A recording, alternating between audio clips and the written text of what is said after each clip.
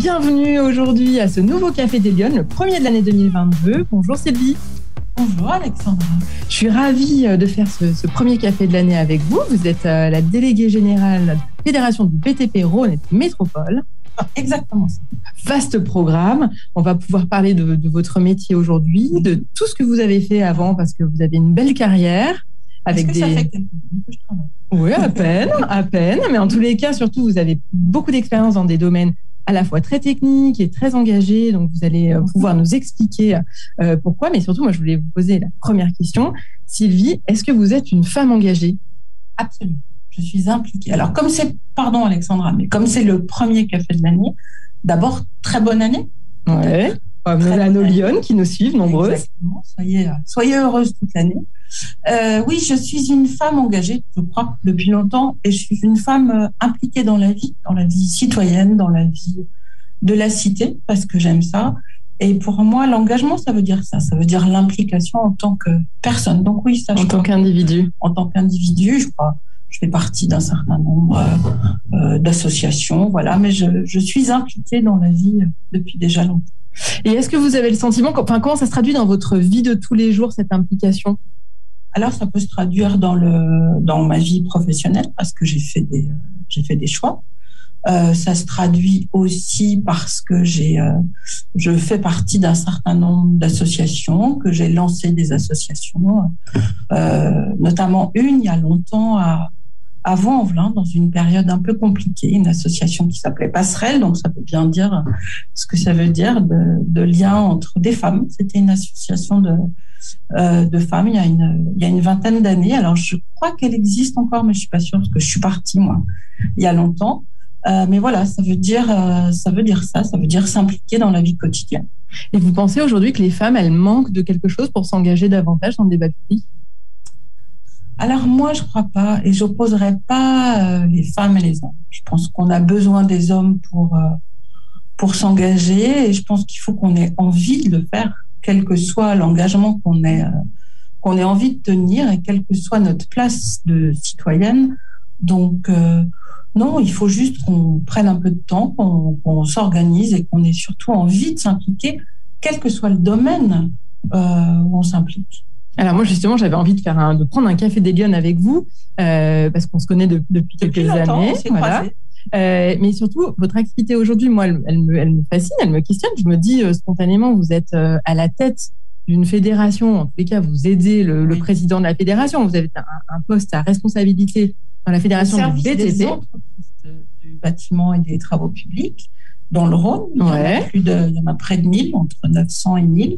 Et c'est des entreprises qui vont de l'artisanat aux grands groupes. Donc, la fédération est là pour aider les entreprises dans leur vie quotidienne, sur tous les sujets de l'entreprise.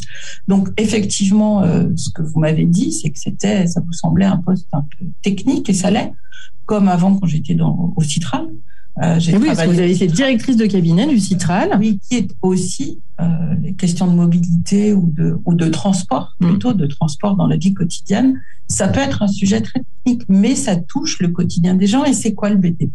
Le BTP, c'est construire des écoles, construire des rues, construire une maison, c'est amener de la lumière, amener un toit.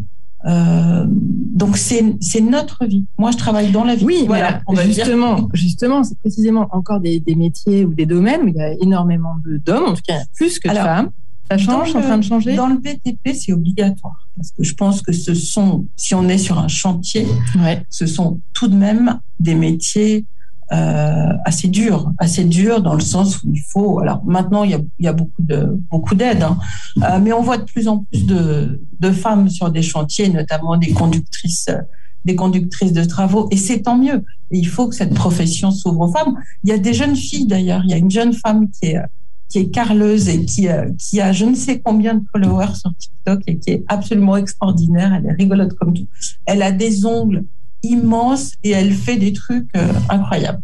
Donc, il y a de plus en plus de femmes, mais effectivement, c'était plutôt un métier extrêmement masculin et on le voit, mais même dans les chefs d'entreprise, il y a assez peu de femmes dans le Rhône. Alors, il y en a quelques-unes. Il y a Cécile Mazot, qui est présidente du groupe Mazot, qui était à Villeurbanne d'ailleurs. Il y a Oriane Viguier, Céline Pellé-Zézac, il y a plusieurs femmes qui sont chefs d'entreprise, soit qu'elles reprennent une entreprise, parce qu'il y a beaucoup de transmission, soit qui sont chefs d'entreprise. Mais effectivement, le BTP, c'est plutôt un domaine masculin. Mais du coup, de fait, vous, au quotidien, est-ce que le fait d'être une femme, vous rencontrez des difficultés? Est-ce que ça vous a posé des difficultés? Et j'ai jamais rencontré de difficultés. J'ai beaucoup. Alors, j'ai, comme vous, peut-être, travaillé dans le monde politique aussi, il y a quelques années.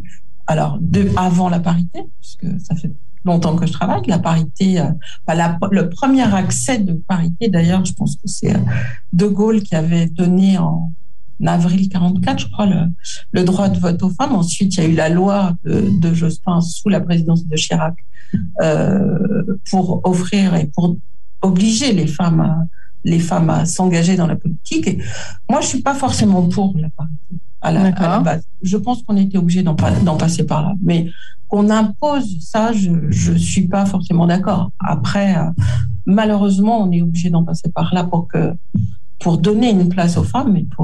Mais ce qui serait bien en politique, et parlons donc aux hommes politiques, c'est bien de mettre des femmes de manière paritaire, mais c'est bien aussi de les mettre dans des lieux et dans des circonscriptions ou dans des villes où elles peuvent gagner. Oui, ça c'est mieux. Pour mettre des femmes et qu'elles soient des alibis dans des circonscriptions, si on parle des législatives, ou dans des villes où on est sûr que de toute façon elles ne gagneront pas, ça n'a pas beaucoup de sens, à mon avis. Oui, ça c'est clair, c'est un autre sujet. Mais c'est un autre sujet. Mais vous, tout au long de votre carrière, vous avez été aidé plutôt par des hommes, plutôt par des femmes. Comment ça s'est passé? J'ai côtoyé des hommes ou des femmes. Et je ne m'oppose pas aux hommes. J'ai pas envie. Je pense qu'effectivement, il y a beaucoup de choses à faire pour les femmes. Mais ce qu'on fera pour les femmes, on le fera avec les hommes. Et voilà. Mais j'ai côtoyé des hommes, des femmes, et il y a des femmes que je trouve absolument... Il y a beaucoup de femmes que je trouve formidables.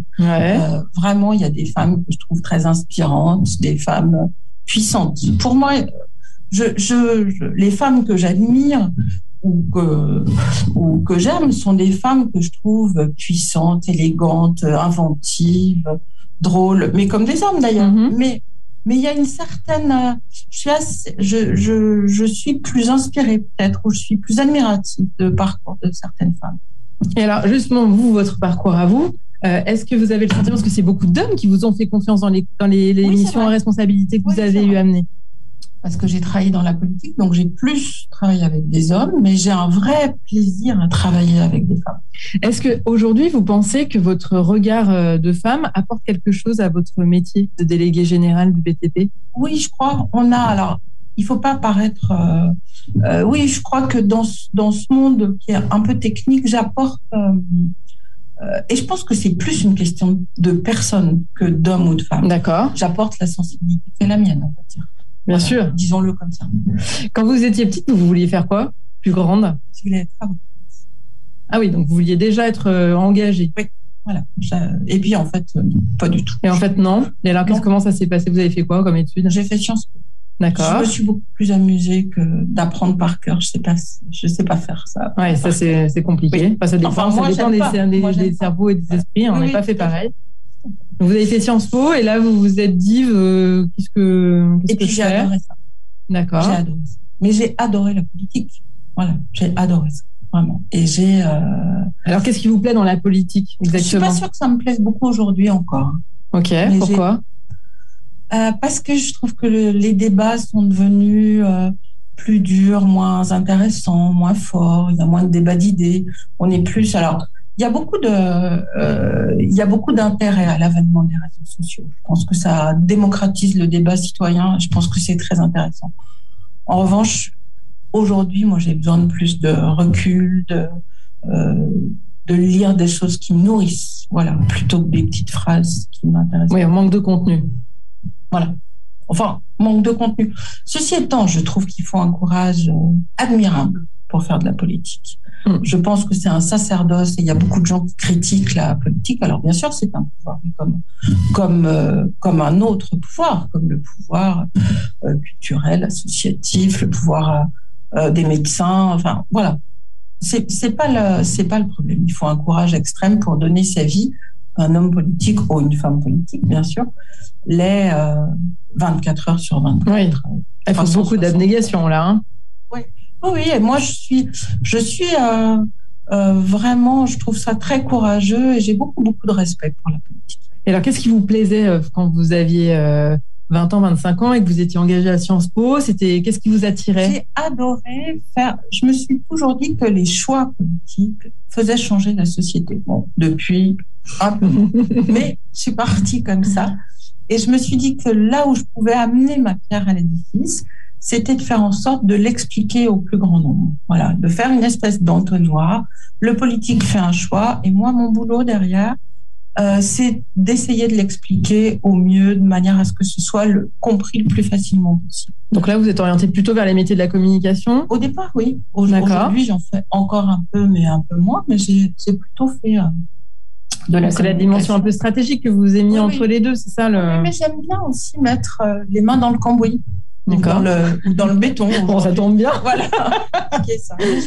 J'aime bien avoir une vision stratégique, essayer de mettre des choses en œuvre et les mettre vraiment dans la réaliser. Les réaliser. Et vous avez fait quoi? C'était quoi votre premier job? J'étais à la mairie de Villeurbanne. J'ai bossé avec un homme qui n'existe plus. Je suis pas sûre que beaucoup le connaissent encore, qui s'appelle Charles Hernier. D'accord. Et vous faisiez quoi? Et j'étais au service com. Et j'ai adoré ça parce que Villeurbanne, c'est ma Madeleine. Moi, je suis née dans les gratte-ciel. D'accord. Avenue Henri Barbusse. Donc, j'étais très, très heureuse de travailler là. Mon premier job, c'était super. Et ça vous a tout de suite plu? Vous vous êtes dit, je veux faire ça? Non, mais j'ai adoré ça. J'ai fait des trucs super. J'avais rencontré Marc Ribou, qui est un grand photographe, qui est né à Lyon, mais qui était bien sûr à Paris. Et on avait fait un truc, une expo magnifique sur... il avait fait des portraits, on avait fait une grosse manif au gratte-ciel pour le 50e des gratte-ciel, donc c'était il y a longtemps, mais c'était vraiment une très très belle première expérience. Donc mairie de Villeurbanne, et après vous avez fait quoi? Et après j'ai fait plein de choses, j'ai bossé dans des agences, j'ai bossé dans un théâtre parce que j'aime le théâtre. Et je suis une femme de culture, vous aimez beaucoup la culture. J'aime bien ça. Ouais. Et je voulais voir comment on pouvait passer d'un livre à un texte dit sur scène. Donc voilà, j'ai travaillé dans un théâtre à Oulin. Et finalement, je me suis dit que le comédien et l'homme politique, c'est à peu près la même chose. C'est des gens qui ont besoin d'être entourés, d'être assurés, d'être portés. Moi, je pense que je n'ai jamais eu les velléités d'être un numéro 1. Ah oui. Une numéro 1. Je sais pas faire, ça m'intéresse pas. En revanche, j'adore être un numéro 1. D'accord. Vous aimez être dans l'ombre, conseiller? J'aime être dans l'ombre. J'aime travailler pour quelqu'un. D'accord. Oui, c'est intéressant. C'est rare qu'on l'exprime comme ça. J'aime vraiment. Et je préfère ça de loin. Oui. Oui, c'est un engagement différent. Ah oui, complètement. J'aurais pu, si j'avais souhaité, je pense que dans mon parcours, j'aurais pu faire de la politique. Si vous auriez pu avoir l'opportunité de le faire. Mais non, ça m'a vraiment jamais. Vous avez occupé, je le disais tout à l'heure, des postes à responsabilité. Vous avez été responsable presse d'un président de région. Avec Jean-Jacques Caramy. Voilà. Dans son premier mandat. Donc, c'est des jobs. Ah, mais c'était super. C'est ça, l'expérience. On est malgré tout très exposé. Enfin, je veux dire, c'est quand même compliqué. Oui, on travaille pour quelqu'un, pour une équipe, pour un président, pour une équipe. Oui, mais on est exposé, on bosse beaucoup. Ouais. Mais, quelques heures. Il faut aimer travailler, n'est-ce pas, Alexandre? C'est ça. Mais on aime ça. Donc, c'est clair. Mais on travaille beaucoup dans le BTP, on travaille très tôt. À 7 heures, les gens sont sur les chantiers, donc nous, on est au bureau. Enfin, moi, 7 heures, j'ai un peu de mal, mais on a des réunions à 7h30 et on travaille très tard aussi, mais on aime ça. Et alors, si on parle un petit peu à nos lionnes qui nous écoutent et qui nous regardent ce matin, quels conseils vous pourriez donner, vous, aux femmes qui ont envie de s'engager, mais qui se disent aujourd'hui, tiens, j'irais bien dans le secteur du BTP, mais c'est encore peut-être trop compliqué pour moi. Ça n'est pas. Je dirais, allez-y. Il y a plein de choses à faire. Il y a plein de métiers différents. Vraiment, ça touche au quotidien des gens. Et ce qu'il y a de sûr, c'est qu'on ne travaille pas tout seul dans le BTP. Alors, il faut aimer travailler en équipe. Ceci étant, moi, je pense que dans la vie, rien ne se fait seul. Donc, je pense qu'on fait rien tout seul et on est bien plus fort en groupe. Donc, dans le BTP, c'est vraiment ça. C'est une équipe qui construit une maison. Et avoir la qualité du travail bien fait, de l'ouvrage, et le fait de faire ça ensemble, je trouve que c'est des réalisations qui sont magnifiques. J'ai vu des jeunes femmes extrêmement heureuses de marcher sur un toit et d'être charpentière, je sais pas, de travailler sur une toiture, Voilà, et c'est juste, voilà, je dirais, allez-y, il n'y a pas du tout de métier interdit. Il n'y a pas de plafond de verre, il n'y a pas de choses qu'on ne peut pas faire en tant que femme aujourd'hui, vous pensez? Certainement, porter des choses très lourdes, mais vraiment, il y a des exosquelettes, il y a plein de choses aujourd'hui qui font qu'on peut faire, je crois, tous les métiers, que les hommes, à mon sens, sur des chantiers seraient très heureux de voir des femmes arriver, d'ailleurs. Si ça nous intéresse, est-ce qu'il y a des endroits où on peut s'informer? Est-ce qu'il y a des moments appelez la fédération, bien sûr. On vous aiguillera, il y a plein de formations. Il y a beaucoup de formations. Et puis, on peut faire, bien sûr, de l'apprentissage, on peut faire plein de choses. Il y a des écoles d'ingénieurs, ça va de l'ingénieur au métier où il n'y a pas forcément beaucoup besoin de professionnalisation, parce qu'on fait énormément d'insertion. On a un secteur où il y a énormément d'insertion, donc on est vraiment ouvert à tous, dans tous les métiers et partout. Et alors, pour les femmes qui auraient envie de se dire, moi, j'aimerais bien avoir demain un poste à responsabilité comme le vôtre, c'est quoi? Est-ce qu'il y a un parcours idéal? Je m'en vais pas tout de suite. Non, mais est-ce qu'il y a un parcours idéal? Est-ce qu'il y a des choses à faire absolument? D'accord. Je ne sais pas ce que vous en pensez, mais je crois qu'on fait les choses par envie, certainement par opportunité, mais par envie. Et à un moment donné, c'est... Non, mais c'est la diversité de votre parcours qui est, je trouve, très intéressante. C'est pour ça que je voulais qu'on échange. Il faut être curieux, il faut s'intéresser à tout, n'avoir aucun interdit. Et c'est pas parce qu'un métier est technique qu'on n'y trouve pas de l'intérêt.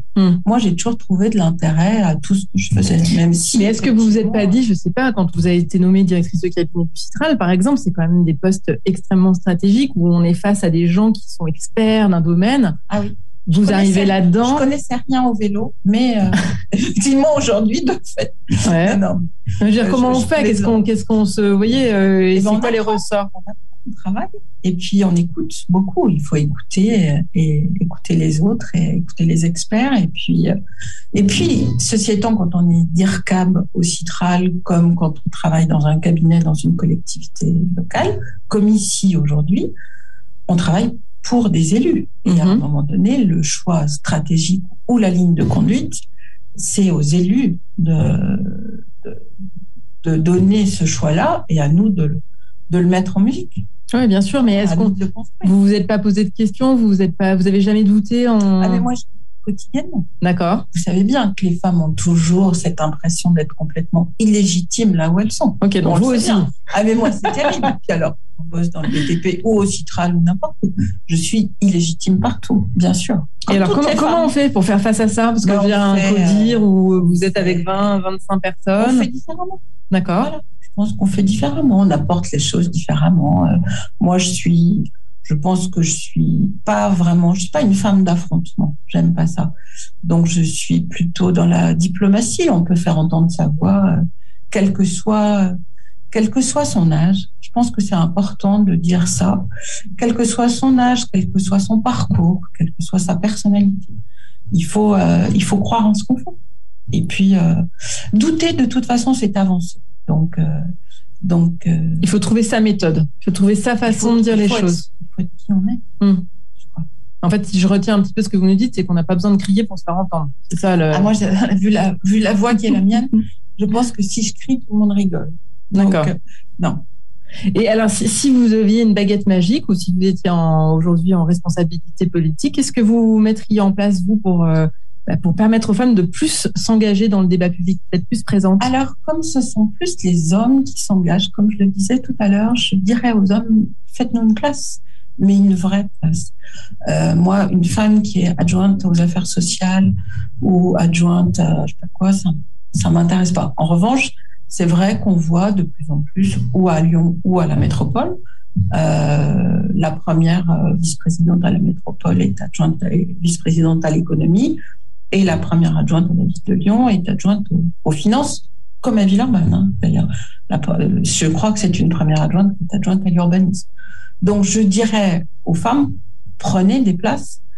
Là où on ne vous attend pas. Voilà, là où on ne nous attend pas, les finances, la sécurité. Alors, est-ce que c'est aux hommes de nous faire une place ou est-ce que c'est aux femmes de faire la leur? Je pense que c'est aux deux. Moi, je n'oppose pas les hommes.